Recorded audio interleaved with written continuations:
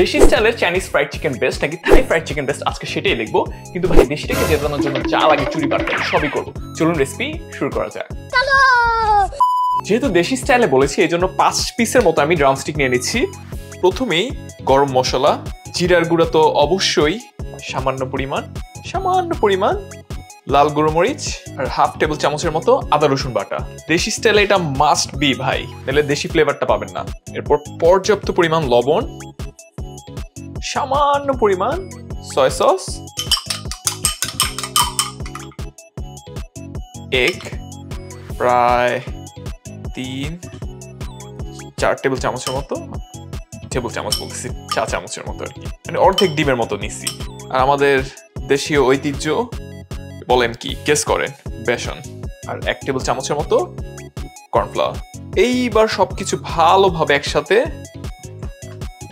বাংলা স্টাইলে। আপনার গ্লোভস পরছে, গ্লোভসটা খুলে নেওয়া উচিত ছিল, দেশি স্টাইল হইল না। একদম ভালোভাবে একটা মাখান দিবেন।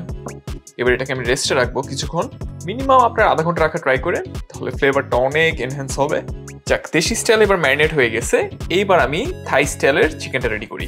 ফার্স্টে গ্রিন অনিয়ন একদম ফাইনলি চপ নিলেও হবে। তারপর হচ্ছে 1 চা চামচের মতো ধনিয়ার গুঁড়া, ওরা খুবই পছন্দ করে ধনিয়ার গুঁড়াটা। আর শুধু জিঞ্জার পেস্ট নিয়ে নিচ্ছি। পর্যাপ্ত পরিমাণ সল্ট, পর্যাপ্ত কম দিতে হবে, সামান্য পরিমাণ না, একটু বেশি করে সয়া সস ইউজ করবো। এরপর ফিশ সস, সবার শেষে সুগার। ওদের সবকিছুতেই সুগার একটা টাচ থাকে। 1 টেবিল চামচের মতো কর্নস্টার্চ, কর্নফ্লাওয়ার না, ওরা কর্নস্টার্চটা ইউজ করে। আর 1 টেবিল চামচের মতো রাইস ফ্লাওয়ার। আর সবার শেষে সামান্য পরিমাণ হোয়াইট পেপার। মনে হয় ওদের হারানোর জন্য যা যা করার সবই করে ফেলছি। এইবার ভালোভাবে ম্যারিনেট না করলেও হবে, দেশি স্টাইলটা ভালোভাবে করবেন। আমার ভাই দেশিটাই ফেভারিট, বুঝছেন? যেটাই আজকে বেস্ট হোক, আসলে ওভারনাইট করে রাখতে হয়, আমি বেশিক্ষণ করে রাখবো না, আমি চাই এটা খারাপ হোক। আপনারা যদি ভালোভাবে বানাইতে চান, এটা আপনারা 1 ঘন্টা মিনিমাম ম্যারিনেট করে রাখবেন। যাক, এইবার হচ্ছে আমার সবগুলো চিকেন ভাজার পালা। আচ্ছা, দেশি স্টাইলটা প্রথমে ভাজবো না, ওইটা আরেকটু ম্যারিনেট হোক, ফ্লেভার ভালো আসবে। চিকেনগুলো মিডিয়াম হিটে আর কি দিয়ে দিচ্ছি। ফ্রাইড চিকেন একদম লো হিটও করা যাবে না, আর হাই হিটও করা যাবে না। আস্তে আস্তে কুক হোক। হালকা একটু এদিক ওদিক ঘুরে দেই,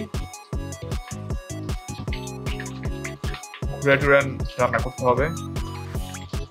কালার সব দিকে সুন্দর আসবে, সুন্দর কালার আসছে সব দিকে। আবার একটা ঘুরান টুরান দিতে হবে। দেখতে তো ভাই সেই লাগতেছে, খাইতে সেই হইলেই হয়েছে। যাক, প্রায় ঘুরে টুরে আমি প্রায় 10 মিনিটের মতো কুক করেছি মিডিয়াম হিটে। হাইটে করা যাবে না, বাইরে পুড়ে যাবে, ভিতরে কুক হবে না। আর একটু কুক হবে, সফট মনে হচ্ছে। যাক, ওভার কুক করা যাবে না। তেলটা আরেকটু গরম করে তারপর আমি আমার দেশি স্টাইলের চিকেনটা ছাড়তেছি। এইবার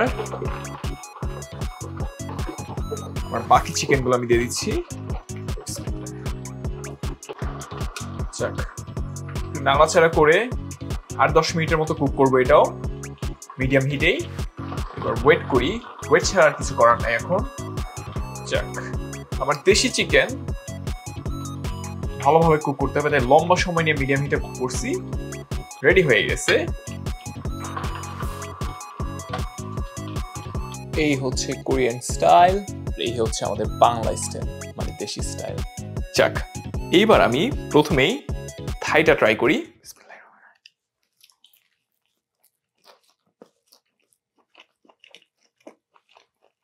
বাই টেক্সচার ভালো, ফ্লেভার খুবই মাইল্ড।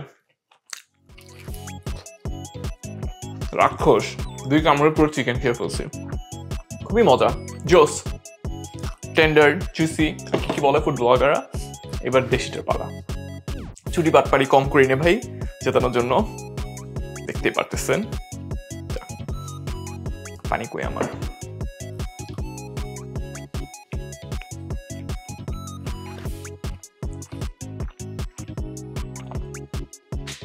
ভাবছিলাম বলবো যে আমার কাছে কোরিয়ানটা বেশি বেস্ট লাগছে, বাট